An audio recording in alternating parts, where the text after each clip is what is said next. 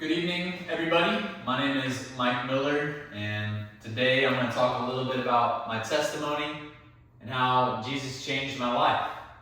And then I'm going to give a sermon about Colossians 3:18 through Colossians 4 through 6, and talk about how Jesus changes the way that we think, speak, and act.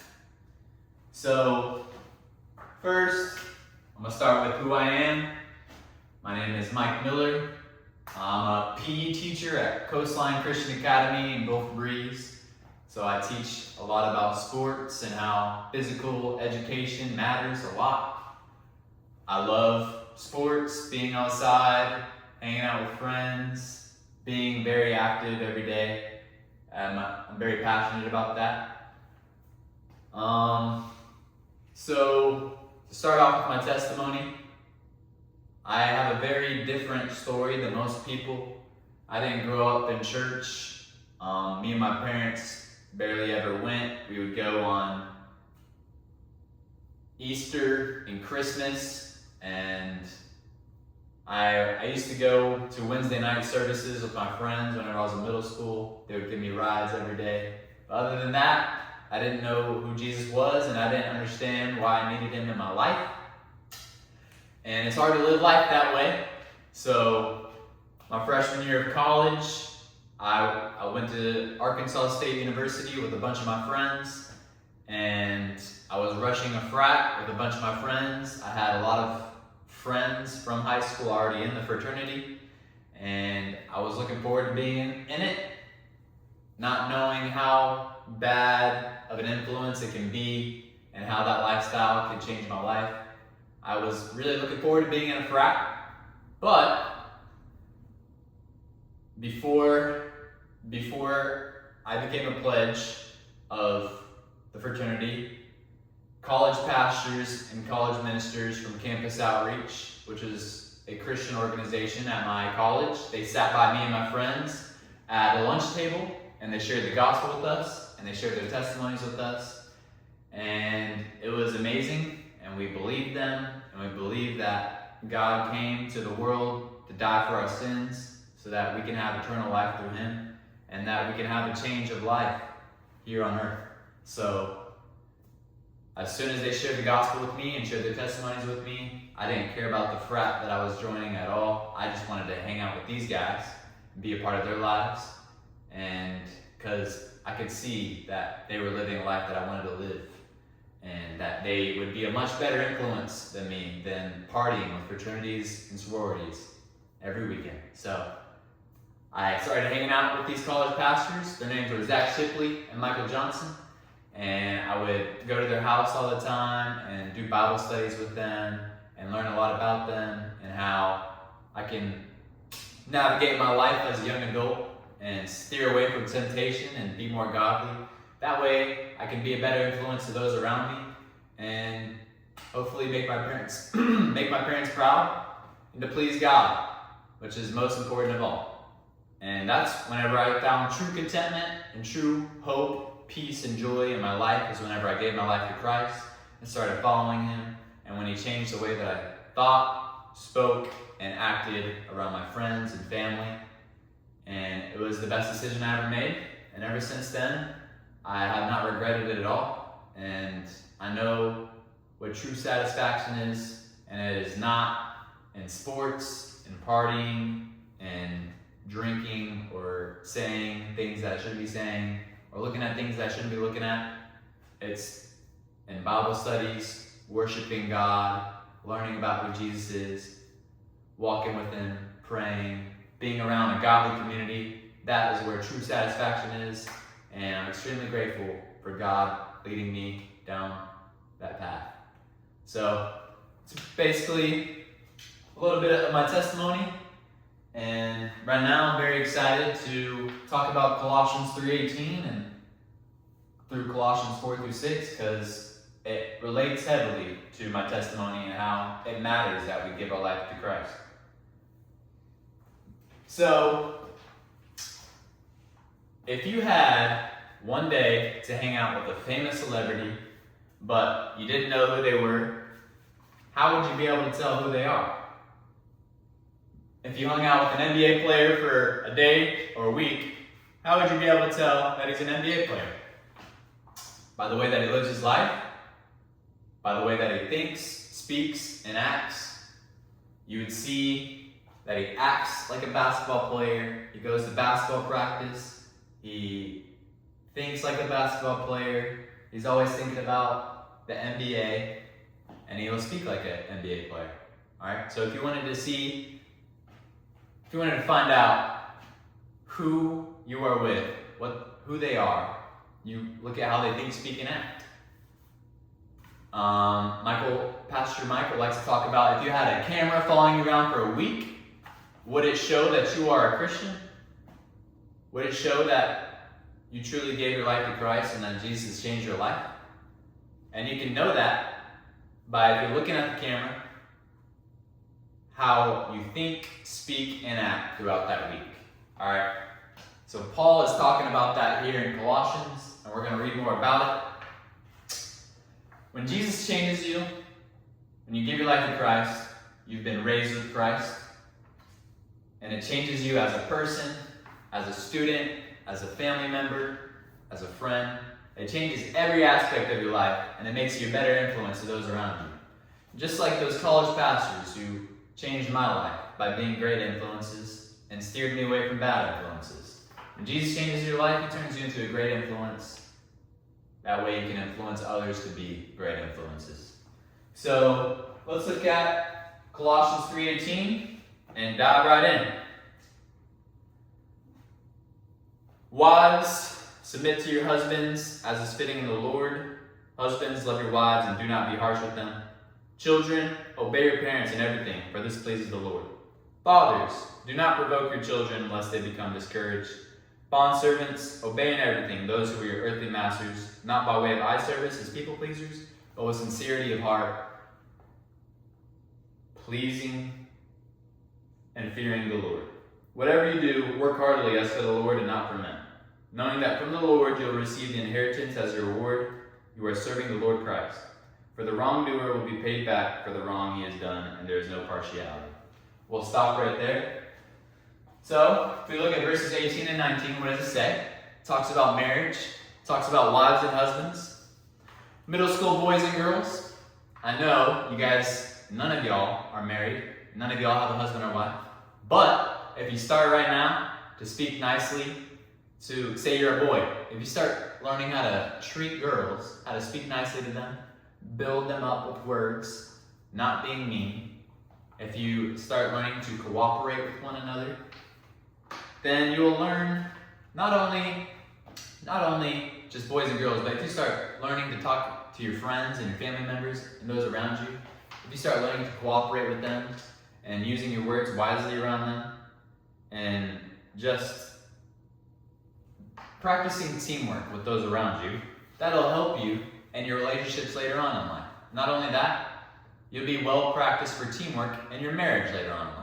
So if you start practicing obedience now and loving one another and being nice to one another and knowing what love is, then that'll help you so much in your marriage later on. And everybody in here, I know for a fact, we all want to have a good marriage when we grow up. So let's look at 1 Corinthians 13, 4 through 7, because that's what tells us what love is. And that's important for y'all to know now. Love is patient and kind. It doesn't envy or boast. It is not arrogant or rude. It does not insist on its own way. It is not irritable or resentful. It does not rejoice at wrongdoing, but rejoices with the truth. Love bears all things, believes all things, hopes all things, endures all things. If we start practicing love now, we can be a good husband or wife to our partner later on in life. So it's a very important passage, even though you're middle schoolers. Verses 20 through 21. Children, obey your parents in everything, for this pleases the Lord. Fathers, do not provoke your children lest they become discouraged. Guys, I'm not going to lie. Obeying your parents is not easy at all. Whenever I was in middle school, all I cared about was video games, doing my homework at the last minute, sports, friends. I cared about the wrong things, all right? My academics were okay, but they could have been way better. I could have been obeying my parents way better, and that would have helped me to obey in school way better, all right?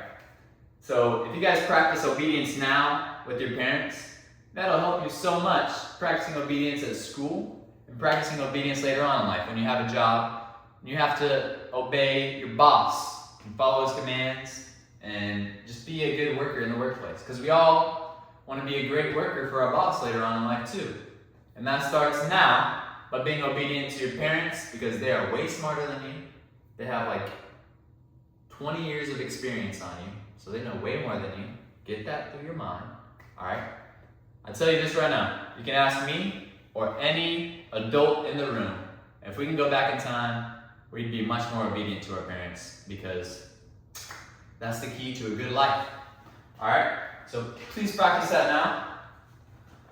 Exodus 20:12 teaches, honor your father and your mother, that your days may be long in the land that the Lord your God is giving you. All right? So what he's saying is when you honor your parents, your days will be long. All right? You'll have a good, long life. And that applies today. Verse 22. Bondservants, obey, not by way of eye service as people pleasers, but with sincerity of heart, fearing the Lord.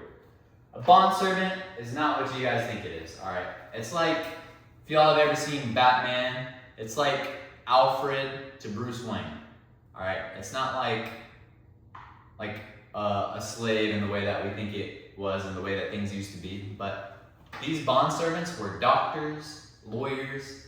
They had great jobs.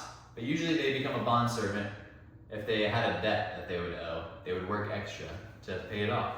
All right? 1 out of every 3 people in Rome at this time were bondservants. So this is very important for them. But what I also know is that this not only applies to them, but it also applies to us. That we should obey our authorities, not by way of eye service to please them, being people pleasers, but to please God, because God tells us to do it. Not because it's a rule that authorities tell us to do, but because it pleases God, and that's ultimately the number one goal in life. Verse 23 through 25. Whatever you do, work heartily as for the Lord and not for men, knowing that from the Lord you'll receive the inheritance as your reward. You are serving the Lord Christ. For the wrongdoer will be paid back for the wrong he has done, and there is no partiality. Do you guys know the Greek word for heartily? I'm sure y'all do, because you guys are in middle school, so you should know Greek. Alright? Just kidding. But the Greek word for heartily is ek psyches. It's 2 words. Ek means from, and psyches means soul. So in verse 23 it says, whatever you do, work heartily as for the Lord and not for men. What do you think it looks like to work heartily? Does it look like just meandering around, slacking off, doing whatever you want? Or does it look like obeying your authority and putting your best effort into whatever you do? All right? Think about a famous football player or a famous basketball player. They became famous because they became so good at the sport that they do. But what really matters is why they do what they do. Are they doing it for God or for those around them? Because these famous athletes and famous singers and famous celebrities all have great talents, but if they don't use them to honor God, they're being purposeless. All right? So if you are a famous person and you're not honoring God with the gifts that He gave you, because everything that we have in life comes from God. I'm sure we've all learned that in church and in the Bible. Everything that we have comes from God, and we are to steward it for Him, to honor Him with everything that we have. Because every good thing in life, all the glory that we get, all the attention that we get, it's because of God. So we got to divert that attention back to Him because it pleases Him, and we love Him because He first loved us. All right? Think about all that you have and all that God's given you. He gives you way more than you deserve. So how are you going to pay Him back? God fills up your cup. All right? Are you going to overflow it back onto Him? Or are you going to be a spiritually obese Christian and just wasting your talents, not diverting the attention to him, even though he gave you everything that you have. Like, we all have a choice in life. We can be like the athletes that are really good at what they do, but they want the glory all to themselves, or we can give back and be generous with what God has given us. This brings me to Colossians 4. We're already pushing through. We're done with Colossians 3. So Colossians 4, 1 through 6. Masters, treat your bondservants justly and fairly, knowing that you also have a master in heaven. Continue steadfastly in prayer, being watchful in it with thanksgiving. At the same time, pray also for us, that God may open to us a door for the word to declare the mystery of Christ, on account of which I am in prison, that I may make it clear which is how I ought to speak. Walk in wisdom toward outsiders, making the best use of the time. Let your speech always be gracious, seasoned with salt, so that you may know how you ought to answer each person. Alright? Very great verses right there. Masters, treat your bondservants justly and fairly, knowing that you also have a master in heaven.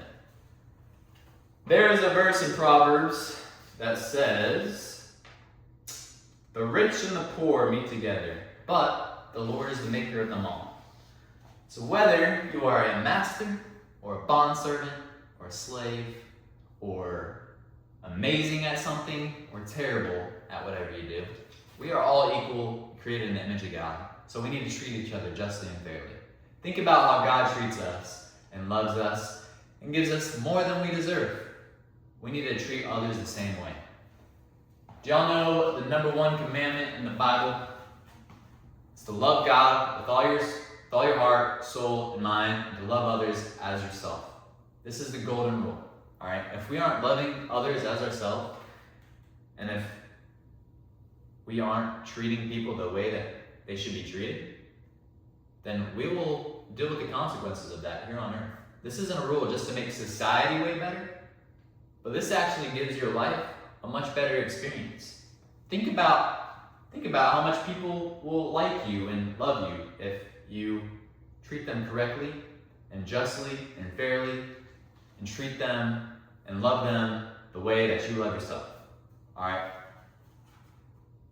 It makes a big impact, more than you know, and I'm working on it every day.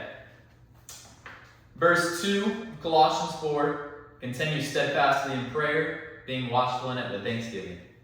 This is very important, that we continue steadfastly in prayer and pray consistently throughout the days, because God answers our prayers if we abide in him and he abides in us.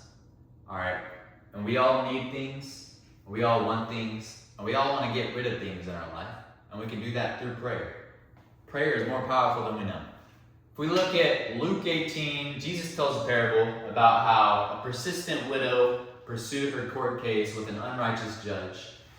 And she pursued it so consistently, and she annoyed this unrighteous judge because she worked so hard on this case, pursuing him day in and day out. She was so persistent in the way that she pursued this case that the unrighteous judge made a righteous decision in making her win the court case. Okay?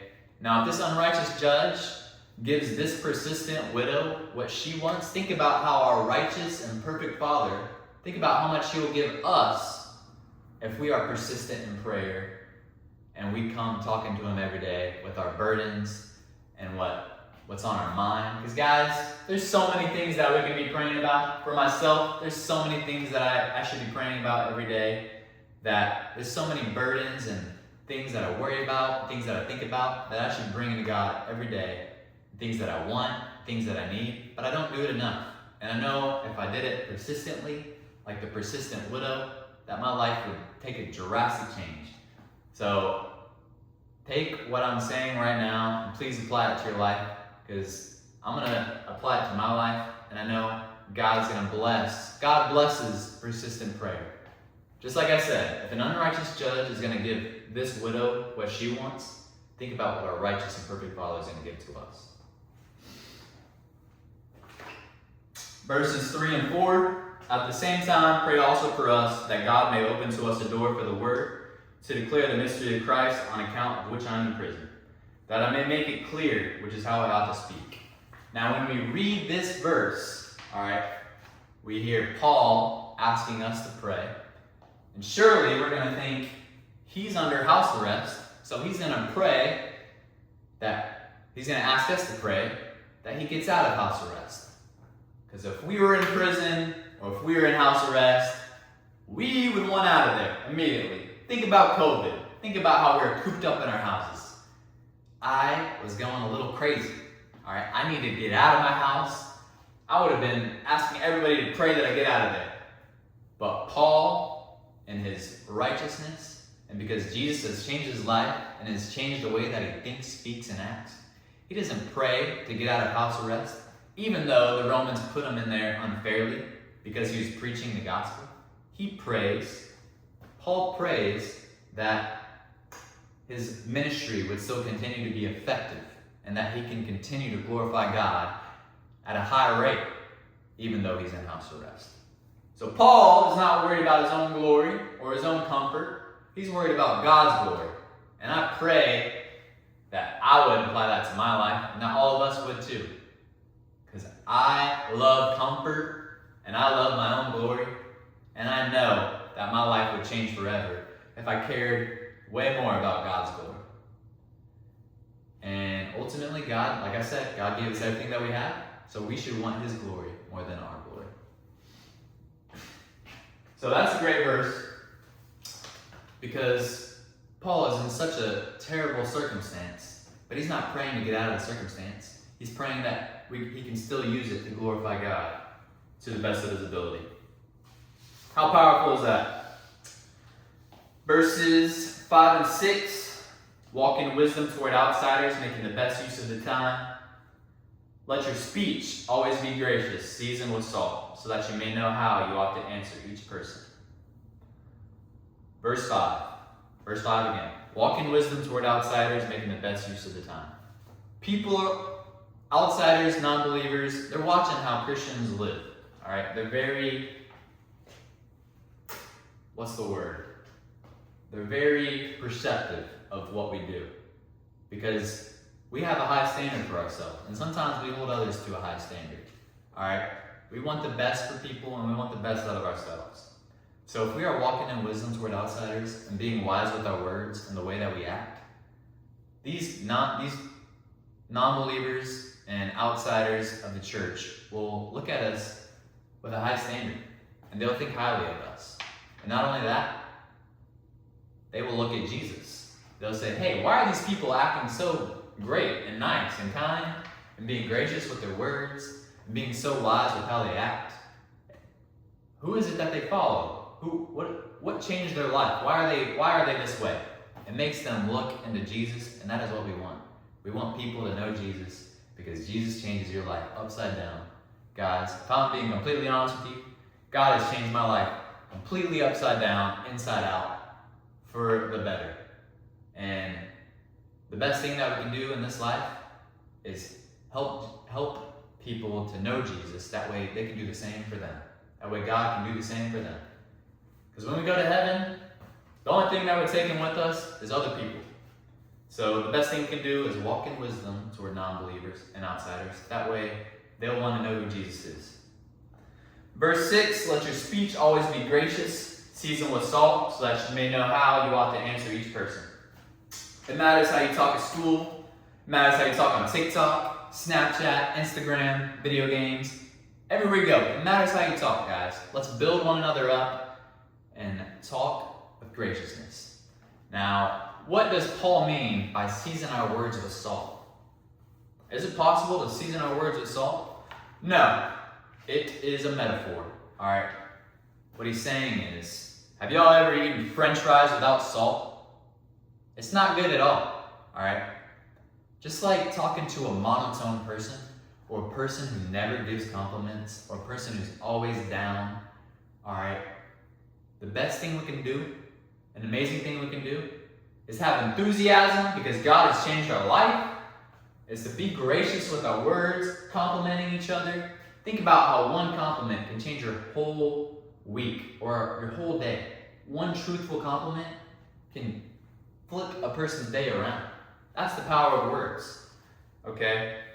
So, just like we don't like French fries without salt. Let's add salt to our words. Be nice to people. Be gracious. Build one another up. To Christians and non-Christians, build one another up. Love each other. Say kind words. Help each other in any way we can.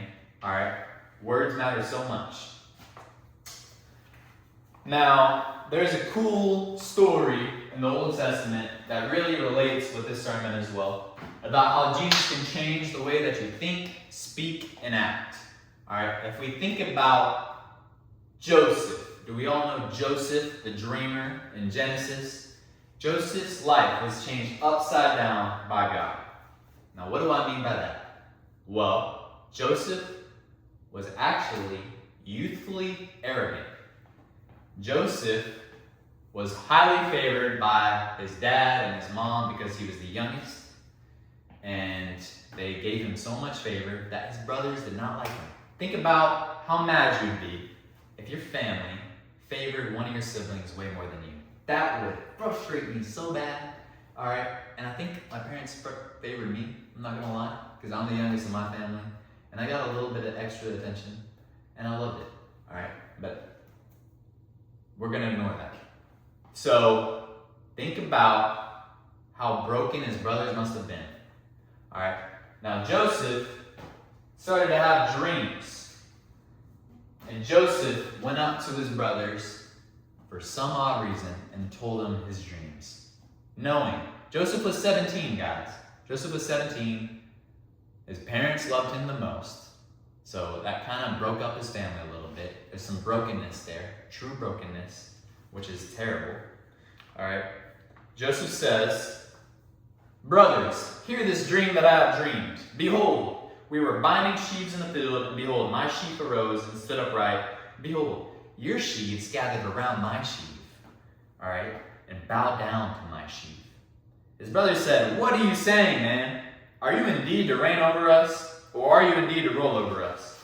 So they hated him even more for his dreams and for his words. Then he dreamed another dream and told it to his brothers and said, "Behold, I'm going to tell you all another dream that I had." This guy's crazy. His brothers are already mad at him. Why is he telling them these dreams? It's because he's youthfully arrogant and God needed to change his life. He needed big changes in the way that he thinks, speaks, and acts. And he could only find that through God. So like I said, Joseph goes up to his brothers again and says, "Behold, I've dreamed another dream. The sun, the moon, and 11 stars were bowing down to me." Why are you telling your brothers this? They're already mad at you, buddy. All right. Joseph talks about his brother's sheaves bowing to him, and then later the sun, moon, and stars. His dreams weren't the problem. His attitude was. All right. He was very prideful and youthfully arrogant. So, God changed him through hardship. His brothers threw him in a cistern because they got so fed up with him. They threw him in a cistern. He got kidnapped by Egyptians. He was sold into slavery. He was falsely accused by Potiphar's wife. Joseph lost everything. And when you lose everything, what is one thing that you have? And that is God. So when we lose everything in life, or when things don't go our way, that typically causes us to lean on God more. And when we lean on God more, and when we have childlike faith, and we become fully dependent on God like a child is to his parents, that's when we can see God transform our heart and our mind. So we shouldn't wait until bad circumstances happen in our life for us to give our lives to Christ and to fully depend on him throughout the day. We should fully depend on him now, pray with persistence, and God will bless that. All right. We look at Genesis 39, 2-4. It says, "The Lord was with Joseph, and the Lord caused all that he did to succeed." God used Joseph's suffering to grow his humility, character, and his dependence on him. So his brothers got him kidnapped, which is terrible. Joseph's going through hard times. Potiphar's wife is accusing him of bad things. All right, but God was with him, and God changed every aspect of his life. Genesis 41, 38 through 9. Pharaoh, the king of Egypt. The king of Egypt. Joseph's transformed heart became so obvious because of the power that God had in his life that Pharaoh said, "Can we find a man like this in whom is the Spirit of God? There is none so discerning and as wise as you are, Joseph." So how did Joseph become a very youthfully arrogant 17-year-old kid to a little while later becoming an extremely wise person to where Pharaoh is extremely impressed with him? Guys, that can only happen through God. And God can do that in every single one of y'all's lives. Alright? We don't have to be Joseph for God to make a big transformation in our lives. All we do is need to depend on him more and have childlike faith. Joseph worked with excellence in slavery and in prison. He honored God when life was unfair.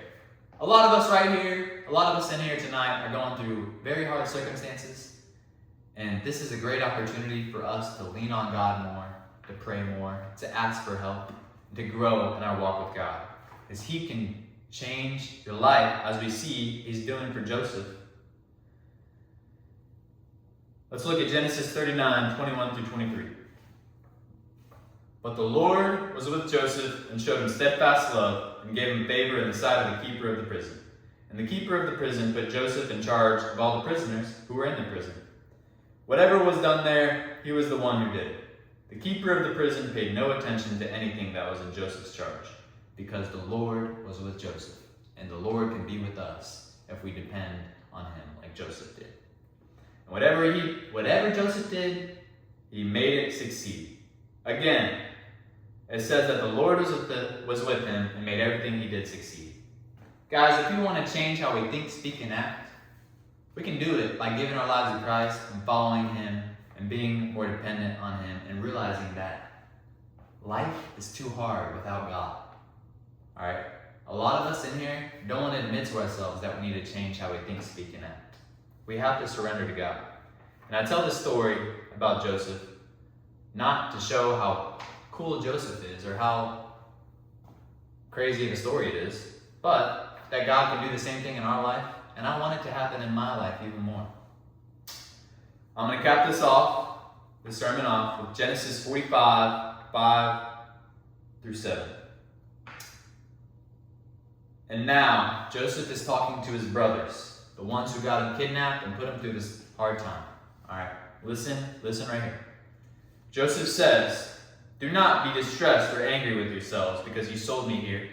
For God sent me before you to preserve life. For the famine has been in the land these 2 years, and there are yet 5 years in which there will be neither plowing nor harvest. And God sent me before you to preserve for you a remnant on earth and to keep alive for you many survivors." This shows Joseph extreme transformation. Alright, he went from a very youthfully arrogant person to a person that loves his brothers and will give them whatever they need. Alright, because Joseph became second in command to Pharaoh. Joseph became a slave all the way to second in command of Egypt. Basically a king. So Joseph had an extreme transformation in his life, and he's explaining that God changed his whole circumstance, his terrible circumstance that he was, for good. And God can do that with our circumstances. All we have to do is just put our faith in him, trust him, and know that he loves us more than we can ever imagine. Alright, so before we all go home tonight, I want us to think about, if a camera followed us around for a week, what would it see? Would it see that God had changed the way that we think, speak, and act? Or does it show that we need to put our faith in God and we need big transformations in our life, like Joseph does? Alright, I pray that we please go home and think about that. Because a lot of us in here tonight, we need life transformation. We need to change how we think, speak, and act. Alright.